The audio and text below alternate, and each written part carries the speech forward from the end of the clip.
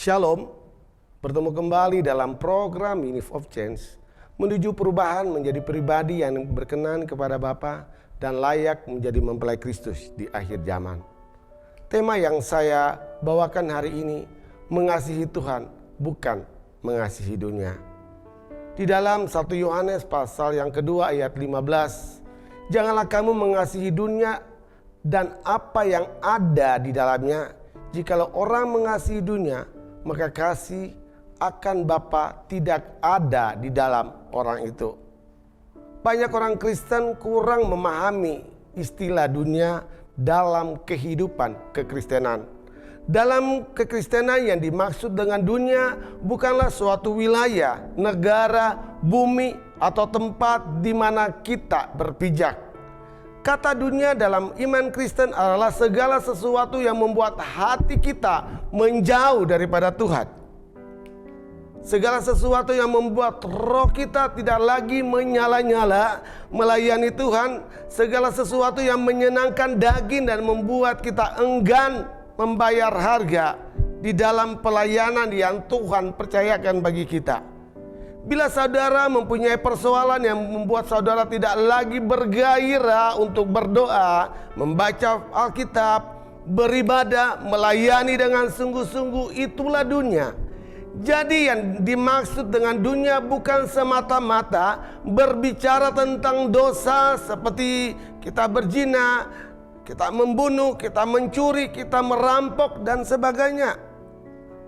Namun segala sesuatu yang membuat kasih kita kepada Tuhan menjadi dingin dan membuat perkara yang dalam kehidupan rohani kita menjadi padam, itulah dunia. Semasa hidup kita di bumi, kita tahu bahwa sebagai orang percaya, orang yang mengasihi Tuhan, orang yang komitmen kepada Tuhan, biarlah hari-hari ini kita tetap bergairah di dalam melayani Tuhan. Sebab Tuhan Yesus saat ia ada di bumi, dia tidak pernah terbawa dengan arus bujukan, rayuan, bahkan ejekan orang-orang yang menghina. Tapi dia tetap konsisten menuruti kehendak Bapa di surga. Di dalam Yohanes pasal 4 ayat 34 katakan, kata Yesus kepada mereka, makananku ialah melakukan kehendak Dia yang mengutus aku dan menyelesaikan pekerjaannya. Meski dunia membencinya, kasihnya kepada Bapa tidak pernah berubah.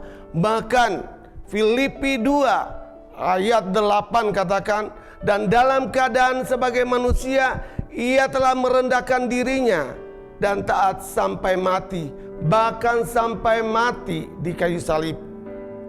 Sebagai pengikut Kristus, kita wajib mengikuti teladan daripada Yesus Kristus yang telah menjadi contoh bagi kita, supaya kita yang lagi masih ada di bumi ini, ayo hari-hari ini kita tetap melayani Tuhan dengan antusias, dengan sungguh-sungguh.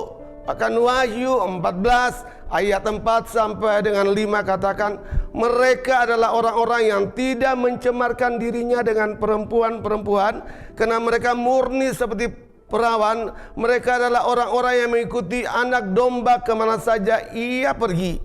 Mereka ditebus dari antara manusia sebagai korban-korban sulung bagi Allah dan bagi anak domba itu. Dan di dalam mulut mereka tidak terdapat dusta, mereka tidak bercela. Sekarang banyak orang Kristen yang telah meninggalkan kasih mula-mula. Kasihnya kepada Tuhan semakin hari bukan semakin bergairah, tapi kasih kita hari-hari ini kepada Tuhan semakin hari semakin dingin. Dan kita lebih memilih dunia. Kita lebih memilih hal-hal yang membuat kita jauh daripada Tuhan. Dan kita beranggapan bahwa kita tetap masih mengasihi Tuhan. Tapi ternyata kasih kita kepada Tuhan semakin hari semakin jauh. Di dalam 1 Yohanes pasal 5 ayat 19 katakan, kita tahu bahwa kita berasal dari Allah dan seluruh dunia berada di bawah kuasa si jahat.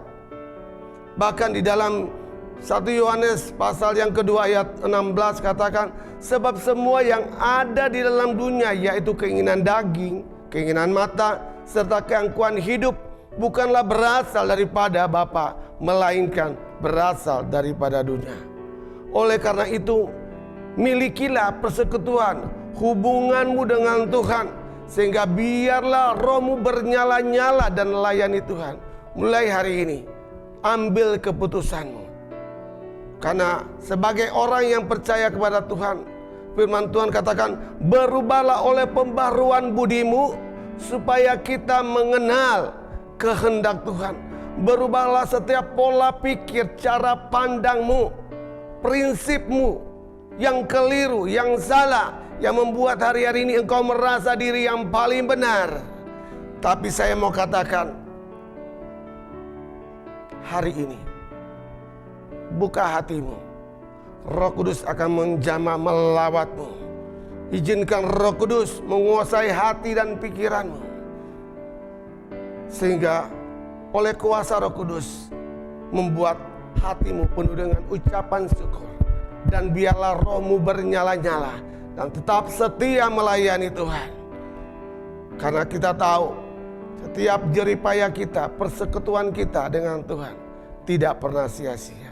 Tuhan Yesus memberkati kita semua. Amin.